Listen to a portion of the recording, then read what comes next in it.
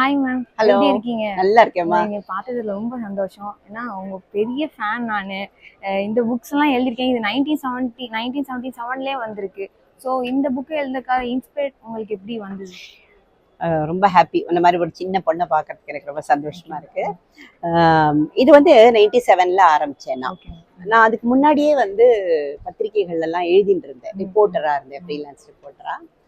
அப்பவே எனக்கு வந்து சொந்தமா ஒரு பத்திரிக்கை ஆரம்பிக்கணும், நம்மளே அதுக்கு எடிட்டரா இருக்கணும் அப்படின்னு ஆசை இருந்தது. ஸோ அதுக்காக ஆரம்பிச்சது. இது ஒரு பிஸ்னஸாக தான் ஆரம்பிச்சேன். அதுக்கப்புறம் வந்து கொஞ்ச நாள் அந்த பிஸ்னஸ் தெரியல. அப்புறம் எனக்கு வந்து லேடிஸோட சப்போர்ட் ரொம்ப அதிகம். ஏன்னா நான் தொலைக்காட்சிகள்ல பெண்கள் நிகழ்ச்சி தான் பண்ணுவேன். அதனால என் பேச்சை கேட்டவங்க அவங்க எல்லாம் வந்து சரி மேடம் சொல்றது பத்திரிக்கையில நல்லா தான் இருக்கும் அப்படின்னு சொல்லி வாங்க ஆரம்பிச்சாங்க. அவங்க சப்போர்ட்ல தான் நான் 26 வருஷமா நடத்திட்டு இருக்கேன். இன்ஃபேக்ட் நான் ஆரம்பிச்சப்போ நிறைய போட்டி பத்திரிகைகள் இருந்தது. இப்ப நிறைய பெண்கள் பத்திரிகைலாம் நின்று போச்சு. அப்ப நிறைய இருந்தது மார்க்கெட்ல. அதோட எல்லாம் எல்லாமே பெரிய நிறுவனங்கள்ல இருந்து வந்துட்டு இருக்கு, பெரிய குரூப் ஆஃப் கம்பெனிஸ்ல இருந்து. என்னோட கம்பெனியில வந்து நான் தான் ப்ரொப்ரைட்டர், நான் தான் ஆரம்பிச்சேன். ஆரம்பத்துல ஒரு 5 வருஷம் ரொம்ப கஷ்டமா இருந்தது. ஒரு காரணம் வந்து எனக்கு வியாபாரம் தெரியாது. ரெண்டாவது இந்த பத்திரிகை துறையே எனக்கு புதுசு இல்லையா. வழக்கமா ஒரு பிசினஸ் ஆரம்பிக்கணும்னா அந்த அந்த என்ன பிசினஸ் ஆரம்பிக்கிறோமோ அது உள்ள போய் கொஞ்ச நாள் ஒர்க் பண்ணிட்டு வரணும். உள்ள போய் உட்காண்டாதான் நமக்கு தெரியும். நான் வந்து பத்திரிகை ஆபீஸ் வாசல்ல அசைன்மெண்ட் வாங்கி வாசல்லையே கொடுத்துட்டு போறவோம். எனக்கு உள்ள போய் பத்திரிகை ஆபீஸ்ல வேலை செஞ்சதே கிடையாது. அதனால வந்து நிறைய விஷயங்கள் ஆரம்பத்துல தெரியல. எனக்கு பிரிண்டிங் பத்தி எல்லாம் எனக்கு ஒன்றும் தெரியாது. அதனால முதல் ஒரு 5 வருஷம் நிறைய சேலஞ்சஸ் இருந்தது. பட் பேசிக்கலி என்னோட குணம் வந்து நெவர் சே டை. ஒண்ணு வராது, போராட்ட குணம் ஜாஸ்தி. ரெண்டாவது வந்து நான் சேனல்ல ஸ்லாட் எடுத்து தொலைக்காட்சி நிகழ்ச்சிகள் தயாரிச்சுருக்கேன். அதுவும் ஒரு பிஸ்னஸ். காயத்ரி கிரியேஷன் அந்த கம்பெனி, காயத்ரி பப்ளிகேஷன் அந்த கம்பெனி. ஸோ அந்த பிஸ்னஸ் பண்ணி அதில் சில விஷயங்கள் கற்றுன்றதுல பணத்தில் ரொம்ப ஜாக்கிரதையாக இருக்கணும், விட்டுடக்கூடாது அப்படிங்கிறத லெசன் அதுலேருந்து எடுத்துட்டு. பத்திரிகையில வந்து ஆரம்பத்துல நான் வந்து நிறைய பிரபலங்கள் தான் எழுதணும், அப்பதான் பத்திரிக்கை விற்கும் அப்படின்னு எல்லாரும் சொல்லுவாங்க. நானும் நினைச்சுட்டு இருந்தேன் பிரபலங்கள் எழுதினாதான் பத்திரிக்கை விற்கும் அப்படின்னு சொல்லிட்டேன். ஆனா எனக்கு கட்டுப்படி ஆகல. பிரபலங்களுக்கு காசு கொடுக்கணும் இல்லையா, கட்டுப்படி ஆகல. அப்புறம் தான் மெதுவா நானே சிலதெல்லாம் சரி எல்லாரும் சொல்றதையும் கேட்கக்கூடாது, நம்மளே நிறைய முடிவு பண்ணணும்னு சொல்லிட்டு நம்மளை வந்து ஒரு வாசகன் இடத்துல வச்சுக்கணும். இன்னி வரைக்கும் என்னன்னா என்னோட பத்திரிக்கையில என்ன போடுவீங்கன்னு கேட்பாங்க. எனக்கு என்ன பிடிக்குமோ அதை போடுவேன். காரணம் என்னன்னா நான் ஒரு சாதாரண ஒரு உமன், ஹவுஸ் ஒய்ஃப். எனக்கு என்ன பிடிக்குமோ என் ரீடர்ஸ்க்கு தான் பிடிக்கும். அப்போ யாருமே வந்து பிரபலம் எழுதினாதான் படிப்பேன்னு சொல்லலை, படிக்கிறது நல்லா இருக்கணும். ஸோ அப்படி தேடி தேடி வந்து போட்டேன். நிறைய இடங்களுக்கு போய் விழாக்கள் நடத்தினேன்.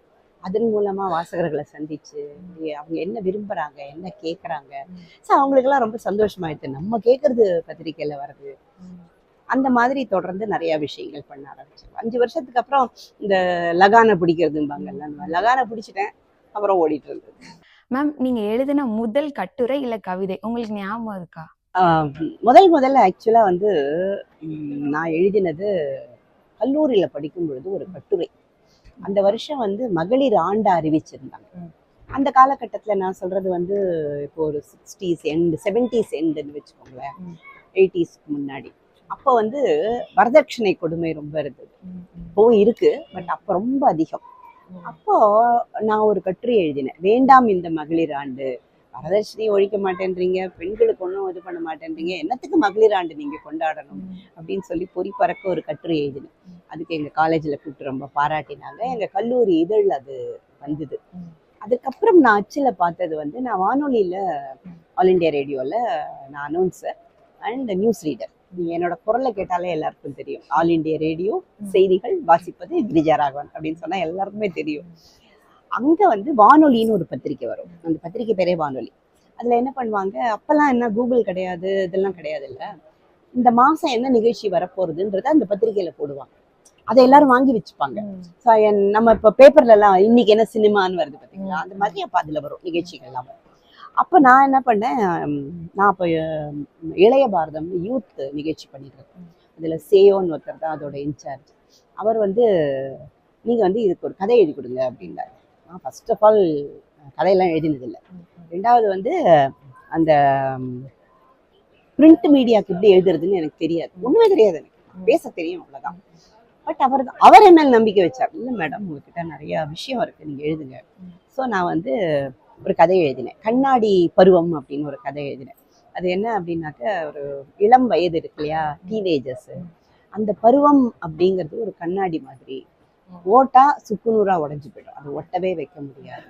அதனால ஏன் ஜாகிரதையா இருக்கணும்னு சொல்லி ஒரு கதை எழுதினேன். அதுதான் முதல்ல வந்து அது கீழே கிரிஜாராகவன் இத்தினோண்டு ஒரு பேர் வந்ததே எனக்கு அவ்வளோ பெரிய விஷயமா இருந்தது. ஸோ அது மறக்க முடியாத இந்த 2 விஷயங்கள். மேம், நீங்க தேர்ந்தெடுத்த இந்த பத்திரிகை துறையில உங்களோட முதல் வாய்ப்பையும் அனுபவத்தையும் கொஞ்சம் சொல்லுங்க. என்னோட ஜெனரேஷன்ல பார்த்தீங்கன்னா, படிச்சு முடிச்ச உடனே அப்பதான் நான் வந்து 74ல் முடித்தேன், காலேஜ் படித்தேன். அன்னைக்கு காலகட்டத்தில் வேலைக்கு போகணும் தான் பெண்கள், அதாவது குடும்பத்துலேருந்து வேலைக்கு போகிறதே ஒரு பெரிய விடுதலை அப்படின்னு நினைக்கிற ஒரு ஜெனரேஷன் எனக்கு முன்னாடி இந்த ஜெனரேஷன். ஸோ நானும் எல்லாரையும் மாதிரி முடிச்ச உடனே பேங்க் எக்ஸாம் எழுதினேன், இன்டர்வியூக்கு போனேன். ஒரு வங்கியில் தான் எனக்கு முதல்ல வேலை கிடச்சிது. வேலைக்கு போயிட்டேன். பட் வேலைக்கு போனாலும் அதுக்கப்புறம் வந்து எனக்கு ஒரே ஒரு மகன். என்னோட கணவர் வந்து ரொம்ப சின்ன வயசுல இறந்து போயிட்டார். அவர் என் பையனுக்கு 4 வயசு இருக்கும்போது இறந்து போயிட்டார். ஸோ நமக்கு ஒரு அடிஷ்னல் இன்கம் வேணும் இல்லையா, என்ன பண்ணலாம் அப்படின்னு சொல்லும்போது தான் அப்போ எனக்கு வாய்ப்பு கிடைச்சிது. அதாவது நான் ஒரு காலேஜில் வந்து கல்ச்சுரல்ஸில் ஒரு ட்ராமா போட்டேன்.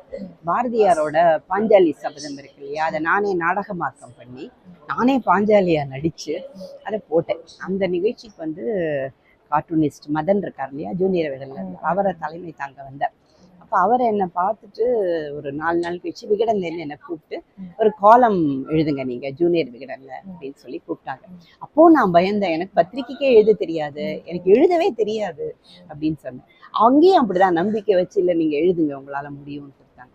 அதுதான் என்னுடைய எழுத்து ஜேர்னி, அங்கே தான் ஆரம்பித்தேன்.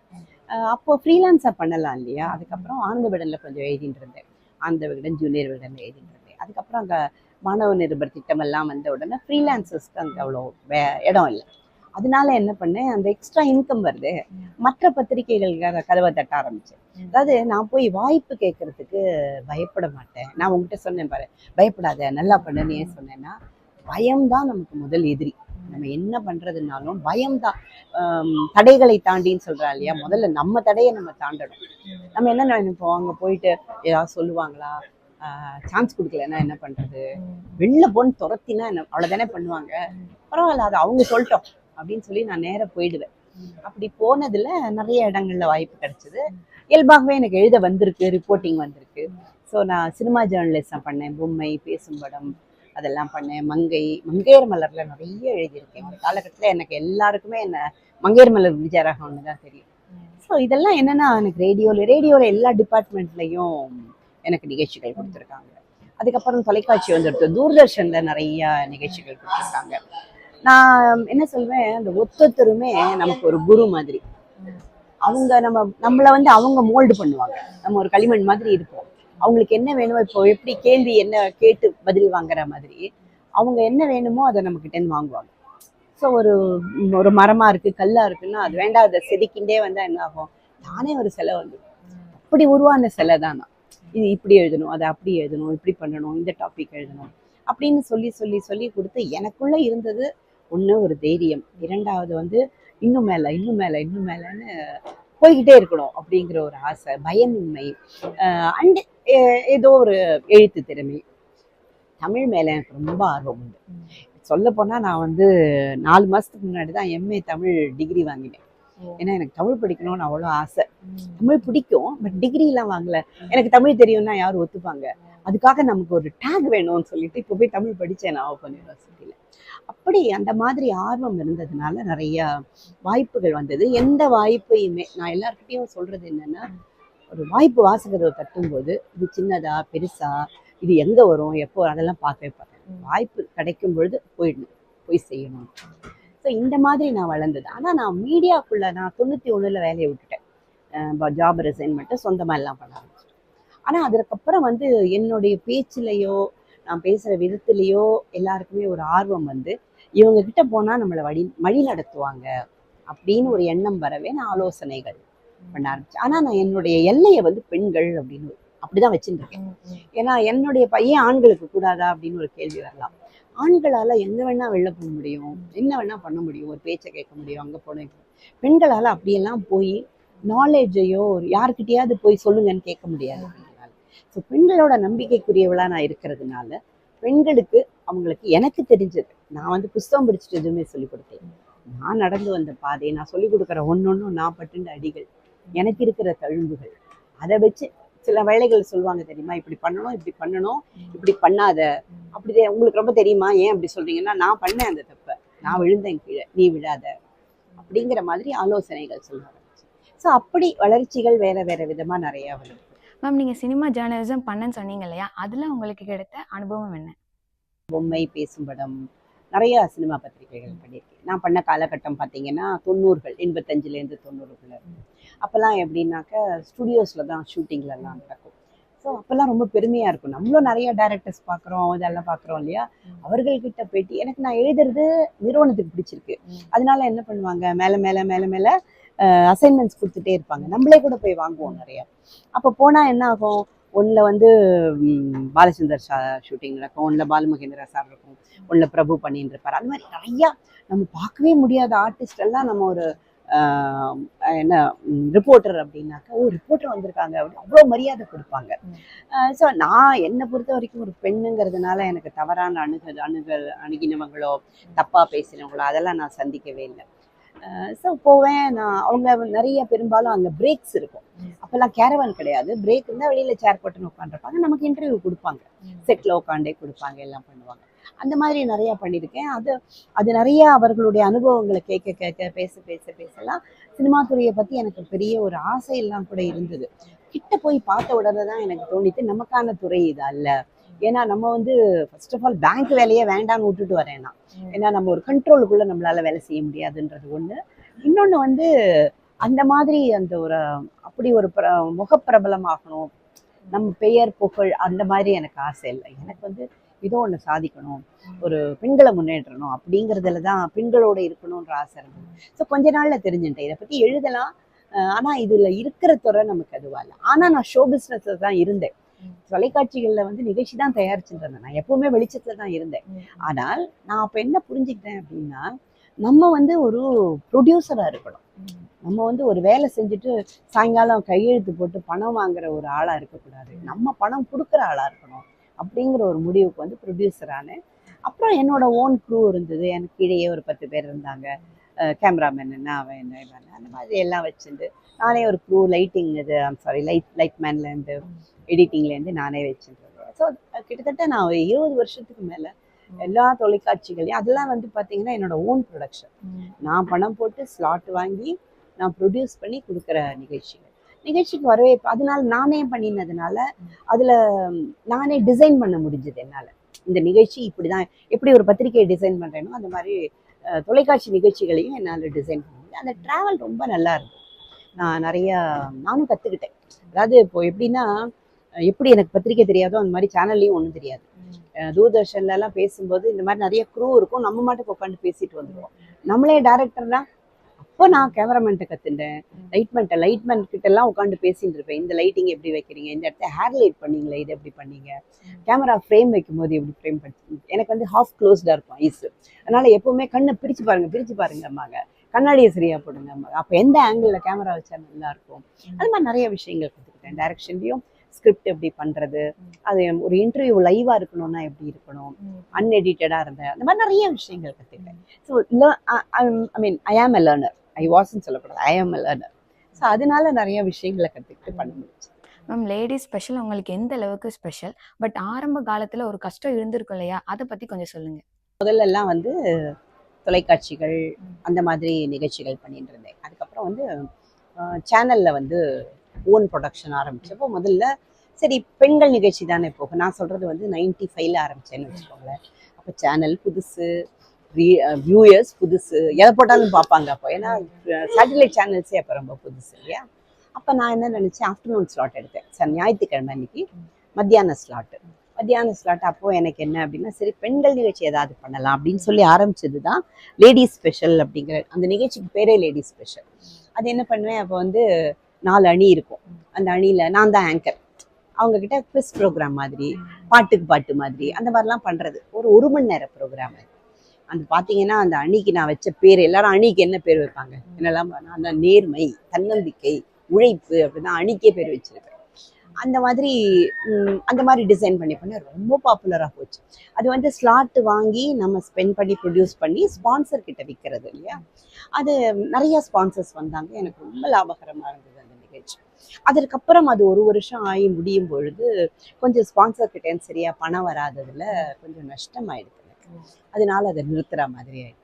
அதுக்கப்புறம் ஒரு வருஷத்துக்கு இடைவெளி எடுத்துட்டு அதுக்கப்புறம் என்ன பண்ணேன், அப்போ மறுபடியும் ஆரம்பிக்கும் பொழுது எனக்கு பெரிய பணம் போட்டு ஆரம்பிக்கிறதுக்கு பயமா இருந்தது. அதனால என்ன பண்ணேன், ஆஃப்டர்நூன்ல ஸ்லாட் பண்ணலாம் அப்படின்னு சொல்லி, அப்பெல்லாம் சினிமால இது சேனல்ல வந்து சினிமா தான் போடுவாங்க, மத்தியானத்துல நிகழ்ச்சிகளே இருக்காது. தூர்தர்ஷன்ல மட்டும் விழுதுகள்னு ஒரு சீரியல் வந்துன்றது. ஸோ எனக்கு என்ன அப்படின்னாக்க, எப்போ ஒரு சீரியல் பார்க்குறாங்களோ மத்தியானத்துல பார்க்கறதுக்கு ஆள் இருக்காங்க, நம்ம ஏதாவது பண்ணலாம்னு சொல்லிட்டு சேனல்ல என்ன பண்ணேன், மண்டேலேருந்து ஃப்ரைடே வரைக்கும் டெய்லி ப்ரோக்ராம், ½ hour ப்ரோக்ராம். அந்த நிகழ்ச்சிக்கு பெண் உலகம்னு பேர். அதை ஆரம்பிச்சேன். முதல்ல ஆரம்பிக்கும் பொழுது என்ன பண்ணேன், சரி மத்தியானம் வீட்டில் இருக்கிற லேடிஸு சமையல் கோலம் அதை சொன்னாதானே அதானே அவங்களுக்கு பிடிக்கும் அப்படின்னு கொஞ்சம் அலட்சியமாக தான் அதை பண்ணினேன். ஆனால் என்ன பண்ணுவேன், எப்போவுமே என்னோட நிகழ்ச்சியில் யோசிக்கலாம் வாங்க, பாருங்க அந்த மாதிரி ஒரு புக்கு கூட போட்டிருக்கேன், யோசிக்கலாம் வாங்க. அதான் என்னோட 5 minute டாக். எல்லா நிகழ்ச்சியிலையும் பேசுவேன். அதில் பெண்களுக்கு ஏதாவது சொல்வேன். 95ல் ஆரம்பிக்கிறேன். அப்புறம் என்னாச்சு, எனக்கு டிவி நிகழ்ச்சி போறலை நான் பேசுறதுக்கு. அதனால நமக்குன்னு ஒரு மீடியா வேணும். ஏன்னா அங்கே ஸ்லாட் ஃபீ கொடுத்து பண்ணுறதுங்கிறது ஒரு வாடகை வீட்டில் இருக்க மாதிரி. நமக்கு சொந்தமாக ஒரு மீடியா வேணும் தான் 97ல் இந்த லேடிஸ் ஸ்பெஷல். அப்போ எனக்கு பேர் வைக்க கூட தெரியாது. என்னோட முதல் நிகழ்ச்சி லேடிஸ் ஸ்பெஷல், அதனால லேடிஸ் ஸ்பெஷல். அப்போ எந்த மீட்டிங்கில் போனாலும் என்ன ஒரு கேள்வி கேட்பாங்க, தமிழ் பத்திரிகை நடத்துகிறீர்கள், ஏன் ஆங்கிலத்தில் பேர் வைத்தீர்கள்லாம் கேட்பாங்க. அப்போல்லாம் தப்பு தான் வச்சுட்டேன், தெரியாமல் வச்சுட்டேன், என்ன பண்ணுறது, விஷயத்தை படிங்க அப்படின்பேன். அப்புறம் நானே சொல்லுவேன், சன் டிவின்னு வச்சுருக்காங்க, ஜூனியர் விகடன் வச்சுருக்காங்க, அதெல்லாம் பரவாயில்லையா அப்படின்லாம் வேற சொல்லுவேன். ஸோ அந்த மாதிரி இப்போ ஒரு இதுவாச்சு. ஆரம்ப காலத்தில் என்ன கஷ்டம்னு கேட்டிங்களே, ஆரம்ப காலத்தில் அதெல்லாம் கூட கஷ்டம். ஒரு கால் இவங்க நான் காயத்ரின்னு பேர் வச்சிருந்தா அப்படியே வாங்கியிருப்பாங்களா லட்சம், அப்படி இல்லை, கேள்வி கேட்பாங்க நம்மள, அதுக்கு நம்ம பதில் சொல்லணும் மீடியாவில் இருந்தோம்னாக்க. அப்போ அந்த மாதிரி நம்ம பண்ணிட்டு வரும் பொழுது நான் செமினார் நடத்துகிறேன், இது பண்ணுறேன். அப்போ பர்சனல் கவுன்சிலிங் வருவாங்க.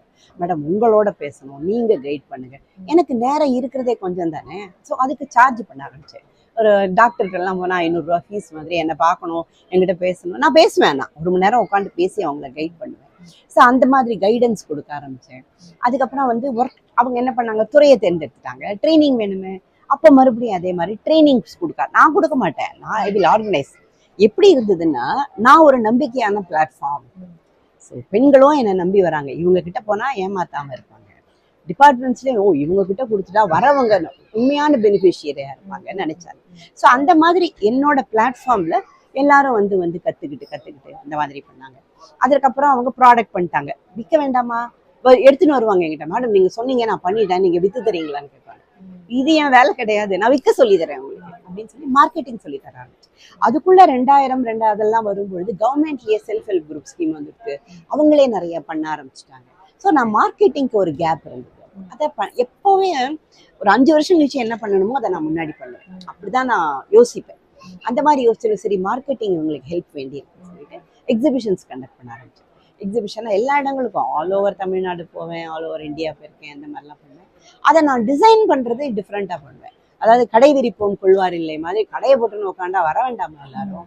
அதனால என்ன பண்ணுவேன், வெறும் எக்ஸிபிஷன் போட மாட்டேன், ஒரு எக்ஸிபிஷனை போட்டுட்டு அது உள்ள நிறைய அவங்கள புல் பண்ணுறதுக்காக காம்படிஷன்ஸ் வைப்பேன், ஹை ப்ரைஸஸ் கொடுப்பேன். போட்டி வச்சா மாத்திரம் வந்துடுவாங்களா, வைர மூக்குத்தி பரிசு, தங்கத்தோடு பரிசு அப்படியெல்லாம் போடுவேன். அந்த மாதிரி எல்லாம் அதை வந்து டிவிலேயே பப்ளிசிட்டி பண்ணுவேன்.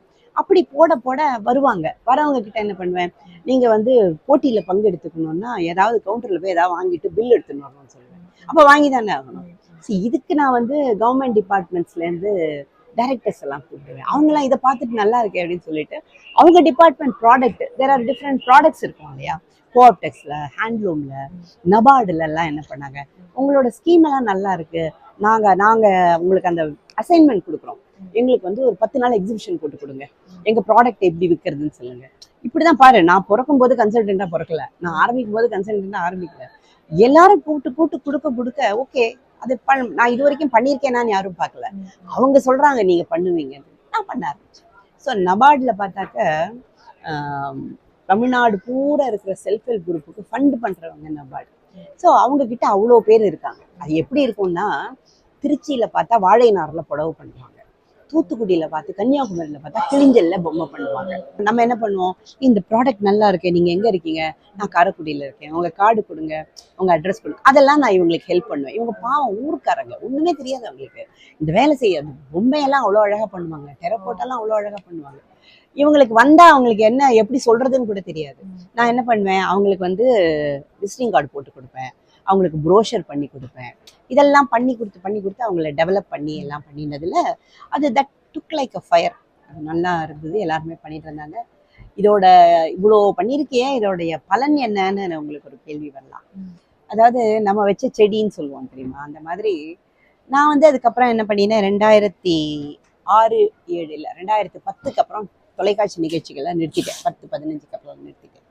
அதுக்கப்புறம் ட்ராவல் பண்ண ஆரம்பிச்சிட்டேன். நான் அவுட் சைட் கண்ட்ரீஸ்லாம் போக ஆரம்பிச்சிட்டேன். இதெல்லாம் நிறுத்திட்டேன். ஏன்னா அதுக்குள்ள நிறைய மற்ற ஹெல்ப் எல்லாம் வந்துருச்சுன்னு சொல்லிட்டு நான் போற இடத்துலலாம் வந்து என்ன பெண்கள் பார்ப்பாங்க. மேடம் உங்களுக்கு ஞாபகம் இருக்கா, நீங்க அந்த இடத்துல உட்காந்து ஒரு நாள் சொன்னீங்களே, அது நான் தான் மேடம். எப்படிமா இருக்கீங்க, இன்னைக்கு பாருங்க மேடம், இந்த பிஸ்னஸ் பண்றேன், இவ்வளோ இது பண்றேன் அப்படிம்பாங்க. அதுல எனக்கு பெஸ்ட் என்னன்னாக்க, நியூயார்க்ல ஒரு நாள் நான் ரோடு கிராஸ் பண்ணி போயிட்டு இருக்கேன். நடுவில் ஒரு லேடி என் கையை பிடிச்சிட்டாங்க. அப்படின்னு மேடம் உங்களுக்கு என்ன ஞாபகம் இருக்கா, எனக்கு ஏற்கனவே அமெரிக்காவை வேடிக்கை பார்த்துட்டு இருக்கேன், நான் எனக்கு எதுவுமே ஞாபகம் இல்லை. மேடம் உங்களுக்கு ஞாபகம் இல்லை, உங்க நிகழ்ச்சியை பார்த்துட்டு நான் உங்களை பார்க்க வந்தேன், அன்னைக்கு நான் ரொம்ப பிரேக்கிங் மைண்ட்ல இருந்தேன், நீங்க எனக்கு உற்சாகம் கொடுத்தீங்க, தைரியம் கொடுத்தீங்க, சொந்தமா ஏதாவது பண்ண சொல்லிங்க, பண்ணிட்டு நான் என்னோட ப்ராடக்ட் வேர்ல்டு ஓவர் போறது.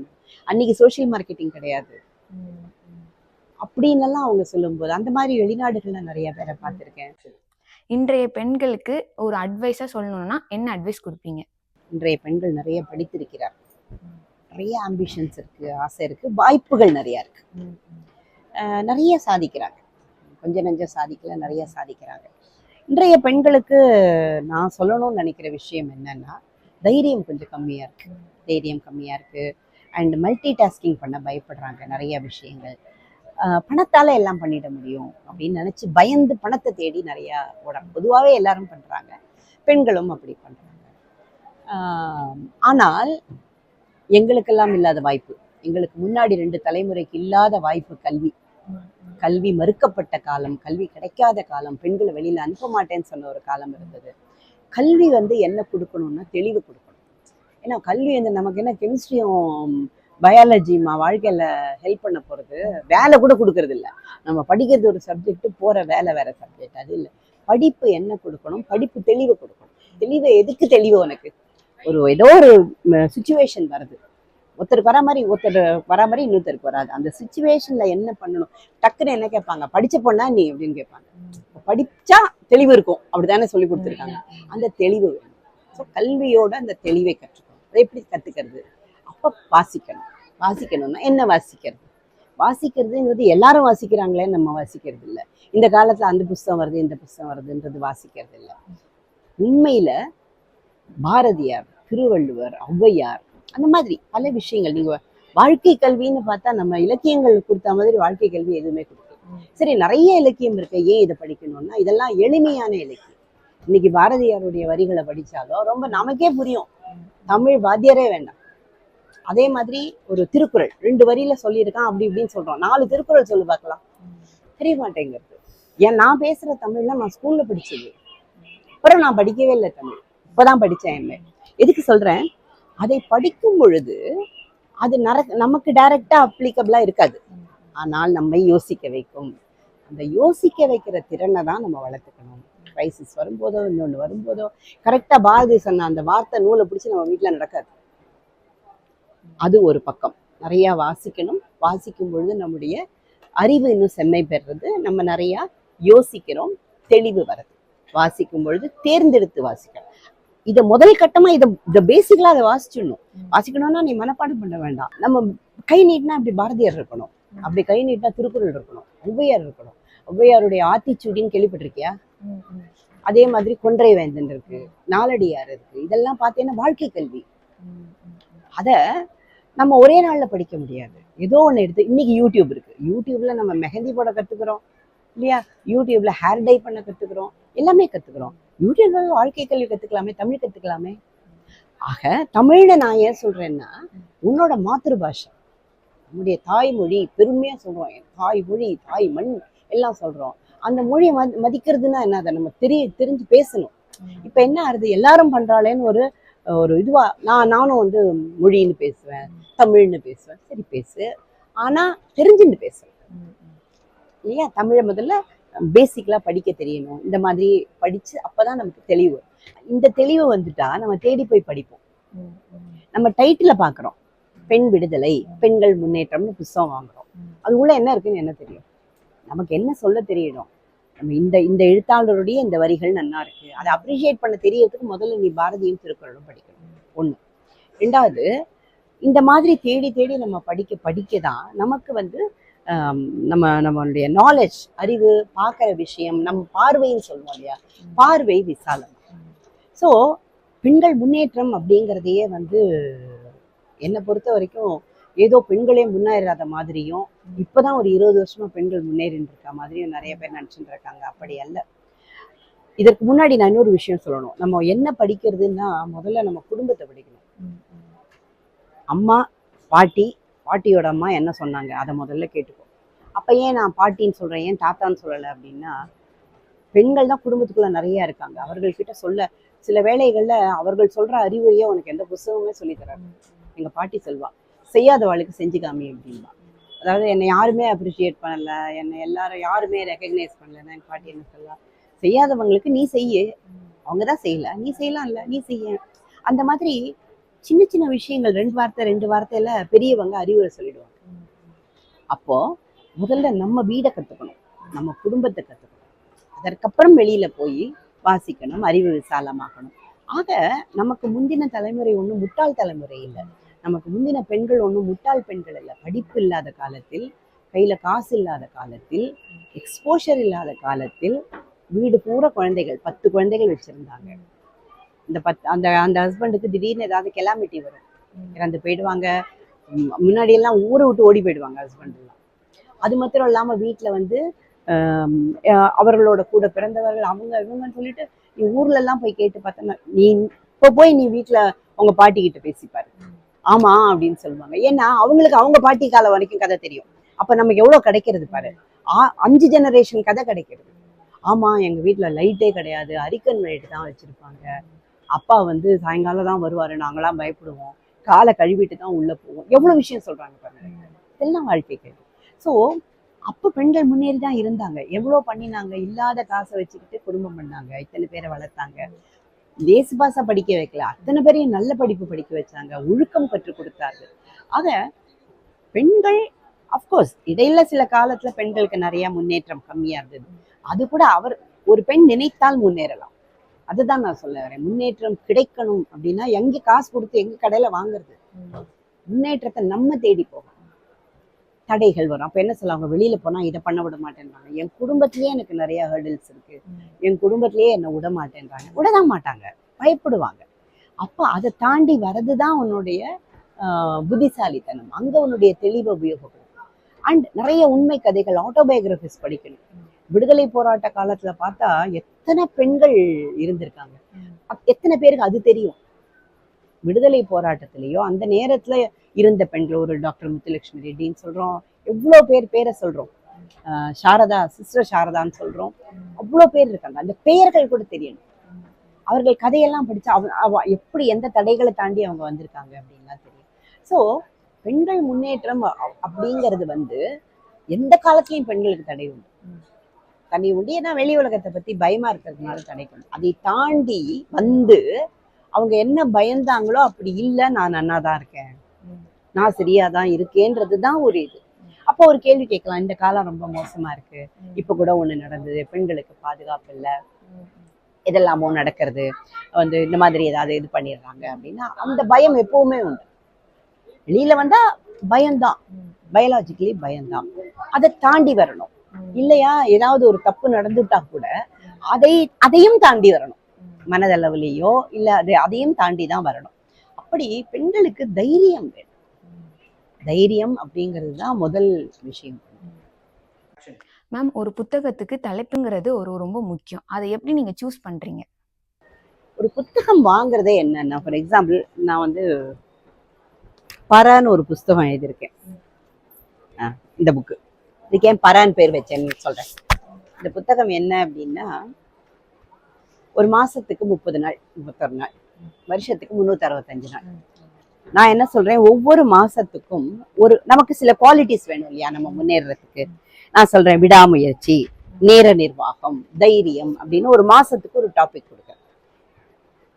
நேர நிர்வாகம் அப்படின்னா அது ஒரு ஜெனரல் டாபிக். அப்ப என்ன சொல்றேன், ஆகஸ்ட் மாசம் உன்னுடைய நேர நிர்வாக திறமைய நீ இம்ப்ரூவ் பண்ணிக்கோ. அன்னைக்கு 30 நாள் இருக்குல்ல, 30 நாள் 30 விஷயங்களை நீ ஒன்னொன்னா உனக்குள்ள கொண்டு வா. டைம் மேனேஜ்மெண்ட் எப்படி பண்றதுன்னா ஒரு நாள்ல பண்ண முடியாது, ஒரு பாயிண்ட் கிடையாது, அதுல 30 பாயிண்ட் சொல்றேன். ஸோ அப்படி ஒரு டீடைல் பண்ணி எழுதியிருக்கேன். ஸோ நான் என்ன சொல்லலாம், வருடம் முழுவதும் உங்களை வளர்த்துக் கொள்வது எப்படி அப்படின்னு ஒரு டைட்டில் வைக்கலாம். யாரும் வாங்க மாட்டாங்க. நான் வந்து என்ன பண்ணிருக்கேன், அப்படின்னு போட்டு விங்ஸ் போட்டேன். அட்லீஸ்ட் அது என்னன்னு எடுத்து பார்ப்பாங்க. அதுக்கப்புறம் தான் பின்னாடி விலையை பார்ப்பாங்க, அது கட்டுப்படி ஆகுமா ஆகாதான்னா பார்ப்பாங்க. ஸோ ஒரு எப்படி நம்ம ட்ரெஸ் பண்ணி புத்தர் பார்க்கும்போது என்ன பண்றோம், ஃபேஸை தானே பார்க்குறோம். அதனால தானே ஹேர்லாம் நம்ம கரெக்டாக வச்சுக்கிறோம். அதுக்கப்புறம் தான் கை காலெல்லாம் பார்க்குறோம். So the face of the book is very important. That's number 1. என்ன பேர் வைக்கிறோம் அண்ட் அதோட ஃபீல் எப்படி இருக்கு. ஏன்னா டிஜிட்டல் மீடியால படிக்கிறவங்க அது வேற, புத்தகத்தை இன்னைக்கும் கையில எடுத்து இப்படி பெரட்டி பார்த்து, நான்லாம் ஒரு புக் வாங்கினேன்னு வைய, புக் வாங்கினாலோ மேகசின் வாங்கினாலோ அப்படி முதல்ல மோந்து பார்ப்பேன். இந்த அச்சு வாசனை எனக்கு ரொம்ப பிடிக்கும். ஸோ அந்த அச்சு வாசனைக்காக புத்தகம் வாங்குறவங்க நிறைய பேர். ஸோ ப்ரெசன்டேஷன் நல்லா இருக்கணும், அந்த டிசைனிங் நல்லா இருக்கணும், அதற்கு உண்டான சில பேர் இப்படி பெரட்டி பார்த்துட்டு அந்த படங்களை பார்த்து வாங்குவாங்க. So make a book not only this. ஒரு மேகசின் பண்ணும்பொழுது என்ன பண்றோம், லே அவுட்னு சொல்லுவாங்க. மேட்டர்லாம் அப்படி இப்படி நேரம் வந்துடும், நிறைய டைப் பண்ணி வந்துடும். அதை லே அவுட் பண்றது இஸ் வெரி இம்பார்ட்டன்ட். அது இப்போ இப்படிதான் வாங்குறோம் எல்லாம், இந்த பக்கத்தை இப்படி திருப்பிண்டே தான் போவாங்க. ஒரு புத்தகத்துல முதல் பக்கம் எவ்வளவு இம்பார்ட்டன்டோ அது மாதிரி கடைசி பக்கம் இப்படிதான் பார்ப்பாங்க எல்லாரும். இப்படி பார்ப்பாங்க, அதுக்கப்புறம் இப்படி பார்ப்பாங்க. அதை யோசிச்சு நம்ம மேட்டர் கொடுக்கணும். அதே மாதிரி இந்த மாதிரி டைட்டா மேட்டர் கொடுத்தோம்னா யாரும் படிக்க மாட்டாங்க. ஸோ அதனால இந்த கட்டுரையோட ஆரம்பத்துல இப்படி ஒரு படம் கொடுக்கணும். அந்த மாதிரி எல்லாம் கொடுக்கும் பொழுது இவ்வளோ விஷயம் இருக்கு ஒரு சைக்காலஜிக்குள்ள ஒருத்தரை படிக்கிறது வாங்க வைக்கிறது. அந்த மாதிரி யோசிச்சு நான் ஒரு 10 புத்தகங்கள் போட்டிருக்கேன். 10 புத்தகங்களோட டைட்டில் வந்து 2 நாவல் எழுதியிருக்கேன். அதுக்கப்புறம் மனைவி ஒரு ஹோம் மேனேஜர்னு ஒரு புக்கு. அதாவது ஒரு பெண்ணுக்குள்ள அத்தனை மேனேஜர் இருக்கு. நீ வந்து ஒரு you're purchase manager, you're entertainment manager, அவ்வளோ பண்றோம் நம்ம. ஸோ ஒரு பெண்ணுக்கே ஒரு பெண்ணை பத்தி காமிக்கிறதுக்காக மனைவி ஒரு ஹோம் மேனேஜர் அப்படின்னு ஒரு புத்தகம் போட்டிருந்தேன். அதுக்கப்புறம் இது வந்து ஒரு ஷார்ட் ஸ்டோரி போட்டிருந்தேன் நான் எழுதினேன். நான் சொன்ன மாதிரி நான் என்னதை தொகுத்தது ரொம்ப லேட்டு. 2-3 வருஷத்துக்கு முன்னாடி தான் அந்த புத்தகங்களை தொகுக்க ஆரம்பிச்சேன். இப்ப நிறைய நான் பேசுறதெல்லாம், எனக்கு பேசுறது ஈஸி எழுதுறதை விட. அதனால இப்பதான் அந்த மாதிரி எல்லாம் பண்றேன். யோசிக்கலாம் வாங்கங்கிறதும் அப்படிதான். நிறைய டிட்பிட்ஸ் ஈஸியா வந்து ஒரு பாயிண்ட சொல்றதுன்னா அதுக்கு முன்னாடி ஃபார் எக்ஸாம்பிள் மனதை டென்ஷன் இல்லாமல் அமைதியாக வைத்துக் கொள்ள பழகுவோம், யோசிக்கலாமே அப்படின்னு சொல்லிட்டு அதுக்கு என்ன பண்றேன், சும்மா வந்து அதுக்கு ஒரு கதை சொல்றேன், அதுக்கு ஏதாவது ஒரு இன்சிடென்ட் சொல்றேன், அதுக்கு ஒரு படத்தை போடுறேன். அப்ப ஈஸியா ஞாபகம் வச்சுக்க முடியும். மனசை டென்ஷனா வச்சுக்காதன்றது ஒரு ஸ்டேட்மெண்ட். அந்த ஸ்டேட்மெண்ட்டுக்கு ஒரு படத்தையும் போட்டு இந்த மாதிரிதான் அப்படியாச்சு, என்ன ஆச்சு தெரியுமா, பெர்னாட் ஷா என்ன பண்ணார் தெரியுமா, அப்துல் கலாம் என்ன பண்ணா தெரியுமா சொல்லிட்டு அதை சொல்லும் பொழுது அது நிக்கிறது மனசுல. அந்த மாதிரி விஷயங்களை தொகுத்து இந்த மாதிரி போட்டிருக்கேன். ஸோ இந்த மாதிரி டைட்டில்ஸ்ல தான் புத்தகங்களை எழுதியிருக்கேன். மேம், இன்றைய காலத்துல ஒரு புத்தகங்களை வந்து விற்பனை செய்யணும்னா எந்த மாதிரியான சவால்கள் எல்லாம் நம்ம ஃபேஸ் பண்ண வேண்டியதா இருக்கு? முன்னாடி என்ன பண்ணுவோம், ஏஜென்ட்ஸ் கொடுப்போம், வெளியூருக்கெல்லாம் போவோம், நிறைய காப்பீஸ் அடிப்போம். இப்போ எல்லாத்துலேயும் சவால் இருக்க மாதிரி நிறைய ஏஜென்ட்ஸ் இதை வாங்கி விற்கிற முகவர்கள் இருக்கா இல்லையா, அவங்க நிறைய பேர் நஷ்டப்பட்டு அவங்களே விட்டுடுறாங்க தொழிலை. அவங்க பிள்ளைகள்லாம் தொழிலை விட்டுடுறாங்க. அவங்களுக்கே லாபம் இல்லை. நிறைய பத்திரிக்கை வந்தால் தானே அவங்க ஒரு பத்திரிக்கையில் அவங்களுக்கு 30 ரூபாய்க்கு ஒரு பத்திரிக்கைன்னா அவங்களுக்கு 25% கொடுப்போம். எவ்வளோ வரும், அதில் 7 ரூபாய் 8 ரூபாய் வரும். ஒரு 7 ரூபாய் 8 ரூபாய் 20 பத்திரிக்கை விற்றா போராது அவங்களுக்கு. அவங்க 10 பத்திரிக்கை வச்சிருந்தா எல்லாம் சேர்ந்து ஒரு பணமா இருக்கும். அதனால முகவர்கள் நிறைய இல்லை. அப்படியே இருந்தாலும் நாணயமான முகவர் என்ன மாதிரி பப்ளிஷரை கேட்டேன்னா இருக்காங்க நிறைய பேர். இன்னைக்கு நான் 1 லட்சம் காப்பி அடிச்சா கூட வாங்கிக்க ஆல்ரெடியா இருக்காங்க. அது வித்து காசு வர வேண்டாமா, வரமாட்டேங்கிறது, அதனால கொடுக்க முடியல. ஆனால் என்னுடைய பலம் என்ன அப்படின்னா, நான் சொன்ன மாதிரி 30 வருஷமா நான் இருக்கிறதுனாலையும் இதை தொடர்ந்து படிக்கிறவர்கள் இருக்கிறதுனாலையும் சப்ஸ்கிரிப்ஷன் கட்டுறாங்க. அதனால நாங்க சந்தாவை ப்ரமோட் பண்றோம். இந்த மாதிரி சொல்றோம், மாச சந்தா கட்டுங்க, வருஷ சந்தா கட்டுங்க, மாசம் மாசம் வீட்டுக்கே அனுப்பிச்சிடுறோம். அந்த மாதிரி சப்ஸ்கிரைபர்ஸ் இருக்காங்க. அது அல்லாமல் அங்கங்க வாங்கி படிக்கிறவங்கன்னு இருக்காங்க. இப்போ கூட வந்து அவங்க எங்க அம்மா படிப்பாங்க, நானும் தொடர்ந்து படிக்கிறேன், எங்க வீட்டுல லேடி ஸ்பெஷல் வாங்காம இருக்க மாட்டாங்க அப்படின்னு இருக்கிறவங்க இன்னும் இருக்காங்க. அவங்க எல்லாம் என்ன பண்ணுவாங்க, அந்த மாதிரி இருக்கிறவங்க இருக்கிற ஊர்ல அந்த ஏஜென்ட்ஸ் கேட்டுட்டு வராங்க, மேடம் என்ன உட்கார விட மாட்டேன். நான் தீபாவளி மலர் போடும்போது சொல்லுவாங்க, மேடம் எப்படி, நான் சொல்லுவேன் தீபாவளி மலர் வந்து ஃபுல் காசு பே பண்ணதான் தருவேன், கொடுங்க மேடம், என்ன உட்கார விட மாட்டேன்றாங்க ரீடர்ஸ் எல்லாம். ஸோ அந்த ரீடர்ஸை நம்பி தான் என்னால பத்திரிக்கை நடத்த முடியும். எப்பவுமே வந்து யார் கன்சியூமர்ஸ் இருந்துட்டாங்கன்னா எதை வேணா விற்க முடியும். மார்க்கெட்டிங் நம்ம ஜிமிக்ஸ் பண்ணி பண்ணி ரொம்ப நாள் விற்க முடியாது. இப்ப நம்மளே என்ன பண்றோம், ஒரு ப்ராடக்ட் வாங்கிட்டோம், ஒரு புக் வாங்கிட்டோம் அப்படின்னா தேடிட்டு போய் அதை வாங்குவோம். அப்படி தேடி வர வைக்கிற மாதிரி ப்ராடக்ட் இருக்கணும். அந்த மாதிரி இருக்கு. அந்த மாதிரி எனக்கு தெளிவான ரீடர்ஸ் இருக்காங்க, வாசகர்கள் இருக்கிறதுனால என்னால அந்த சவால்களை மீட் பண்ண முடியும். மேம், நாளுக்கு நாளாக டெக்னாலஜி நிறைய வளர்ந்துட்டு வருது, அதை நீங்க எப்படி பாக்குறீங்க? டெக்னாலஜி வந்து வர வர எல்லா துறையிலையுமே எதை பண்ணாலுமே, நம்ம வீட்டில் வந்து அம்மியில் அரைச்சிட்டு இருந்தோம், டெக்னாலஜி வந்ததுனால தான் இன்னைக்கு மிக்சி இருக்கு, வாஷிங் மிஷின் இருக்கு. ஸோ டெக்னாலஜி வரும்பொழுது மாற்றங்கள் வரதான், மாற்றம் ஒன்றுதான் மாறாததுன்னு சொல்லுவாங்க, மாறிக்கிட்டே தான் இருக்கும். அண்ட் அதுல இந்த மாதிரி தான் கேட்ஜெட்ஸ், எப்படி முன்னாடி இல்லாத கேட்ஜெட்ஸ் எல்லாம் இப்போ எப்படி யூஸ் பண்றோம். பேனாவே இந்த இளைஞர்கள் கையில பேனா கிடையாது, இளைஞர்கள் வாட்ச் கட்டிக்கிறது இல்லை, இளைஞர்கள் வீட்டுல கேலண்டர் மாட்டுறது இல்லை, எல்லாமே ஒரு மொபைலுக்குள்ள இருக்கு. அப்படி மாறி போயிடுது. கடிகாரம்லாம் வீட்டுல மாட்டுறதே இல்லை, நாங்கெல்லாம் தேடி தேடி போய் கடிகாரம் வாங்குவோம். இப்ப கடிகாரம் எதுக்கு கடிகாரத்தை பார்க்கணும், அதான் இருக்க செல் இல்லைன்னு பாத்துக்கிறாங்க. அப்போ அதுல எல்லாம் டெக்னாலஜி முன்னேற்றம் வரா மாதிரி அச்சு இதுலயும் வந்திருக்கு. அச்சுல பதிப்பிக்கிறதுலயும் சரி, நிறைய வந்து சுலபங்கள் நிறைய வந்திருக்கு. முன்னாடி வந்து நான் ஆரம்பிச்சப்பவே வச்சுக்கோங்களேன், 90s எல்லாம் வந்து டைப் அடிப்போம். டைப் அடிக்கிறது கூட நாங்க எங்க வீட்டுல இருக்கும், அது டைப்பிங் சென்டர்னு ஒன்று இருக்கும், அதுல கொண்டு டைப் அடிச்சா அவங்க நீளமா ஒரு 4 பேப்பர்ல பிரிண்ட் அவுட் எடுத்து கொடுத்துருவாங்க. அதை வந்து என்ன பண்ணணும், அப்படி காலம் சொல்லுவோம், அதை இந்த காலமா இருக்கு பார்த்தீங்களா, ஒரு காலத்துக்கும் அதை வெட்டி வெட்டி ஒரு சார்ட் பேப்பர்ல ஒட்டணும், படத்தை வந்து தனியா மேல ஒட்டணும், டைட்டில்ல தனியா பெருசா போட்டு அதை தனியா கட் பண்ணி வந்து மேல ஒட்டணும். இந்த படம், இந்த பேஜ் எப்படி இருக்கோ அதை நீ ஹேவ் டு கிரியேட் ஆன் இது சார்ட் பேப்பர்.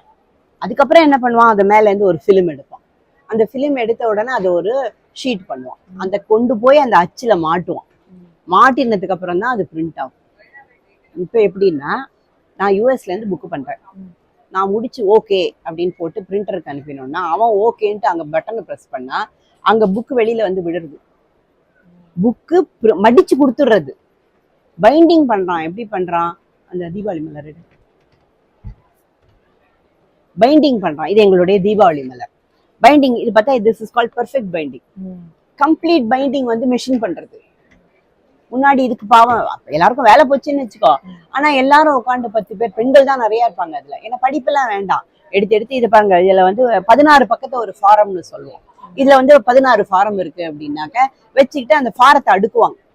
இன்ஃபேக்ட் அந்த பெண்களுக்கெல்லாம் எவ்வளவு வாசிப்பாங்க தெரியுமா, இந்த ஃபாரத்தெல்லாம் உட்காந்து படிப்பாங்க. அந்த பெண்கள்லாம் அவ்வளோ கதை படிப்பாங்க, அவ்வளோ இதுவா இருப்பாங்க. அந்த மாதிரி ஃபாரம் எல்லாம் வந்த உடனே அட்டையை ஒரு பொண்ணு சேர்த்து வைப்பா, அதை மிஷின்ல கொடுத்தா இப்படி ஆயிடும். இப்போ அதுக்கே மிஷின் வந்துருக்கு, நீ ஃபாரத்தெல்லாம் கொண்டு போட்டா அந்த மிஷினே எல்லாத்தையும் தள்ளி தள்ளி தள்ளி பைண்ட் பண்ணி கையில தனியா தள்ளி. ஸோ அந்த மாதிரி டெக்னாலஜி முன்னேற்றங்கள் உதவியா தான் இருக்கு. அதே மாதிரி ஏஐ எல்லாம் வந்ததுக்கு அப்புறம், ஆனால் இப்போ நம்ம சொல்றோம் இல்லையா, ஏஐ வந்ததுக்கு அப்புறம், இதெல்லாம் வந்ததுக்கு அப்புறம் கூகுள் வந்தப்பவே நிறைய விஷயங்களை கூகுள்ல எடுக்க ஆரம்பிச்சாங்க.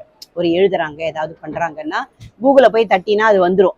ஒரு 4-5 பேர் என்ன எழுதியிருக்காங்கன்னு பார்த்து இதுல கொஞ்சம் அதுல கொஞ்சம் கட் பேஸ்ட் பண்ண ஒரு ஆர்டிகல் பண்ணிடலாம். ஏஐல இன்னும் கேட்கவே வேண்டாம், அதுலயும் பண்ணிடலாம். ஆனால் அது எந்த அளவுக்கு தரமா இருக்கிறதுன்னு சொல்றதுக்கு ஒருத்தர் வேணும். ஃபார் எக்ஸாம்பிள், இப்போ வந்து ஆண்டாள் திருப்பாவை, இது மார்கழி மாசம், நான் திருப்பாவையை பத்தி சொல்றேன், சரி ஏஐல போய் கேட்கலாம், இந்த பாசுரத்துக்கு என்ன சொல்லியிருக்குன்னு கேட்கலாம்னா அதுல வர பதிலெல்லாம் கன்றாவியா இருக்கு. எனக்கு தெரிஞ்சதுனால அவ்வளவு தப்பா இருக்கு. அது எல்லாம் தப்புன்னு சொல்ல. இப்ப படங்களை பார்த்தேன் அப்படின்னா, சாதாரண ஒரு படத்தை கொடுத்தா ஏஐ படம் பிரமாதமா இருக்கு, அதுக்கு ரைட்ஸே கிடையாது, யார் வேணா யூஸ் பண்ணலாம். ஆனால் அதோட பிளிப் சைடு என்ன, இப்ப நம்மளாம் நிறைய படம் போடுறோம், நம்ம படத்தை ஏஐயா யார் யூஸ் பண்ணிட்டு இருக்கானோ, ஸோ அந்த பயமும் இருக்கு. ரெண்டு பக்கம் எல்லாத்துலயுமே இருக்கு. ஸோ வளர்ச்சிகள் வந்து நம்ம இட்ஸ் லைக் அ ஸ்வார்டுன்னு சொல்லுவோம். ஒரு கத்தியை பிடிச்சேன்னா ஒரு பக்கம் பூரா இருக்கும், ஒரு பக்கம் மொன்னையா இருக்கும், எந்த பக்கம் பிடிக்கிறதுன்னு நமக்கு தான் தெரியணும். அப்படி டெக்னாலஜி வந்துன்னு தான் இருக்கும், மாற்றங்கள் வந்துன்னு தான் இருக்கும், அதனால உபயோகங்களும் நிறைய இருக்கும். இந்த மாதிரி ஒரு இன்டர்வியூ எடுக்கணும் அப்படின்னா ஒரு 4 பேர் 5 பேர் வேணும். லைட் மேன் வேணும், கேமராமேன் வேணும், மானிட்டர்ல ஒருத்தன் உட்காரணும், கட் பண்ணி இது பண்ணிட்டு எல்லாம் இருப்பான். இங்க இப்போ ஒண்ணுமே கிடையாது. எடிட்டிங் இப்போ யூடியூப்ல நிறைய பேர் எப்படி சேனல் நடத்துறாங்க, அதுக்கு ஒரு ஆப் இருக்கு. அவங்களே அந்த ஆப்ல போட்டு எடிட் பண்ணிடுறாங்க. முன்னாடி எடிட்டர்னு ஒருத்தன் வந்து உட்காரணும், அதுக்கு நாங்க பக்கத்துல உட்காந்து இதை எடு, அந்த ஃப்ரேம் எடு, இந்த ஃப்ரேம் எடுன்னு சொல்லணும். இப்போ அப்படியெல்லாம் இல்லை, ஆப் வந்து. ஸோ டெக்னாலஜி அந்த அந்த இதெல்லாம் யூடியூப் எல்லாம் பார்த்தா, ஏன் டெலிகாஸ்ட்டுக்கே வந்து மொபைல் எடுத்து டெலிகாஸ்ட் பண்றாங்களே. தூர்தர்ஷன்ல எல்லாம் பார்த்தா பர்டிகுலர் கேமரா இல்லைன்னா ரிட்டர்ன் பண்ணிடுவான், எடுத்துக்க மாட்டான். பட் இது டெக்னாலஜி. இப்போ கேமராலாம் அவ்வளோ ஹை எண்டா இருக்கு, அதனால தான் எல்லாரும் யூடியூப்ல போடுறது இதெல்லாம் அவ்வளோ நல்லா இருக்கு. டெலிகாஸ்ட் குவாலிட்டிக்கு யூடியூப்ல போடுறாங்க. அதெல்லாம் முன்னேற்றம் இதுதான். ஸோ எப்பவுமே வந்து என்ன மாற்றம் வந்தாலும் அதை உட்காந்து கிரிட்டிசைஸ் பண்ணிட்டு இருக்கக்கூடாது. முதல்ல அந்த மாற்றத்தை நல்லா தெரிஞ்சுக்கணும். அதுல இருந்து அது வந்து நம்ம என்ன எடுத்துக்கலாம். அல்லது அல்லவை தேய அறம் பெருகும், நல்லவை நாடி இனிய சொல்லின்னு சொல்றோம். அல்லவை அப்படின்னா வேண்டாதது ஒதுக்கிணும். அன்னப்பட்சி மாதிரி பாலும் நீரும் பிரிக்கிற மாதிரி நமக்கு என்ன தேவையோ அதை. இன்றைய காலகட்டத்துல நிறைய டைவர்ஸ்லாம் நடக்குது மேம், அதை பத்தி உங்களோட கருத்து என்ன? டைவர்ஸுங்கிறது தப்புன்னு சொல்லலை, அது ஒரு வசதி. அதாவது இந்த காலத்துல, அந்த காலத்துல வந்து பொறுத்துண்டு தான் வாழ வேண்டி இருந்தது. சில கேஸ்கள் இந்த டைவர்ஸ் தான் பண்ணணும், வேற வழி இல்லைன்ற கேஸ் இருக்கு. மொத்த கேஸ்ல பார்த்தா அது ஒரு 20% இருக்கும். அவர்களுக்கு உதவியா இருக்கணும்ன்றதுனால சட்டங்கள் வந்திருக்கு, உதவி பண்றது அதெல்லாம் கேட்டு. அதனால எல்லாத்துக்குமே அது தீர்வுன்னு நம்ம நினைக்க கூடாது. ஒரு வீட்டுக்குள்ள இருக்கோம், இந்த வழியா உள்ள போறோம், பின்னாடி ஒரு கதவு இருக்குன்ற தைரியத்துல என்ன வேணா பண்ண முடியும், அந்த கதவு வழியா வெளில போயிடலாம் அப்படின்ற தைரியம் இருக்கு. அது மாதிரி இருக்கக்கூடாது. ஸோ திருமணங்களை வந்து இது எப்படி எந்த அளவுக்கு வச்சுக்க முடியும், இது வந்து பெண்களுக்கு மட்டும் இல்லை, இது 2 பேருக்குமே. திருமணம் அப்படிங்கிறது ஒரு அழகான பந்தம். இந்த பந்தம் வந்து வெறும் வந்து ஒரு உடல் கவர்ச்சி, உடல் சேர்க்கைக்காக மட்டும் ஏற்பட்டது அல்ல, ஒரு தலைமுறையை உருவாக்குவதற்காக. அது வந்து ஒரு என்ன சொல்றது, ஒரு லீகலா இருக்கணும், அது ஒரு ஒழுக்கமா இருக்கணும், ஒழுக்கமாக இணைந்து 2 பேர் குடும்பம் நடத்தணும் அப்படிங்கிறதுக்காக வந்தது தான் அது. இல்லைன்னா நம்ம அனிமல்ஸ் கிடையாது, எப்படி வேணா இருக்கலாம், யார் வேணா எப்படி வேணா போலான்னு ஆயிடும் அப்புறம்.